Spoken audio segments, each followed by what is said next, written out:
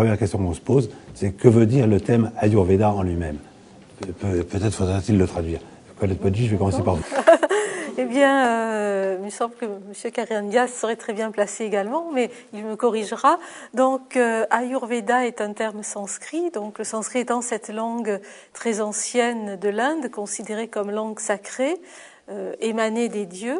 Et donc, dans ce mot composé Ayurveda, nous avons essentiellement comme mot référent le mot Veda, qui signifie la science, qui vient de cette racine vide, qui veut dire connaître, mais aussi voir, percevoir, qui a donné en latin, par exemple, les mots vidéo, videre. Donc, c'est la vision, la connaissance intuitive de l'ayur. Ayur, donc, c'est un mot qui signifie la vie, la longue vie, l'énergie. Et ce mot peut se décomposer ainsi en a, de la racine, donc a long, yu. Yu est la racine, et cela signifie donc yu, unir, rendre fort, et donc ce mot ayur signifie la puissance et la vie.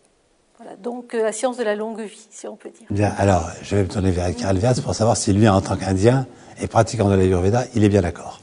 Tout à fait, non. Ayuhu signifie la vie ou élan vital, et Veda, c'est la connaissance, et ce que vous venez d'expliquer, c'est tout à fait juste.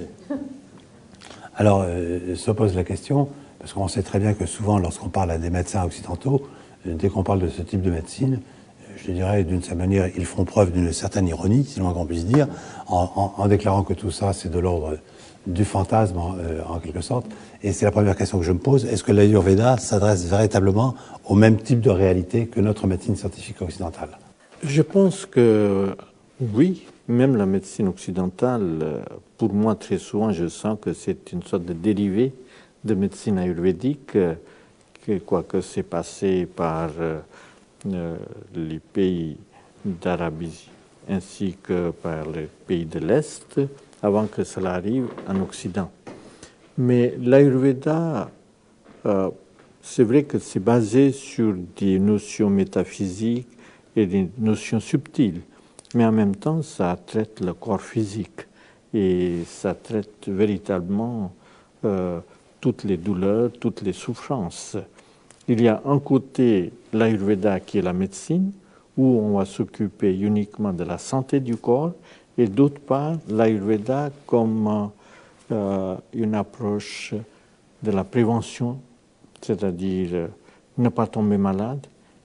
Il y a encore une autre approche qui est pour le bonheur de l'être humain, comment être pas seulement dans une bonne forme physique, mais comment s'épanouir dans ce corps, dans son esprit, dans son environnement. Et puis, il y a l'Ayurveda qui est une véritable science et l'art de vivre. Comment vivre pour qu'on pourrait avancer dans la vie, pour qu'on pourrait s'épanouir, évoluer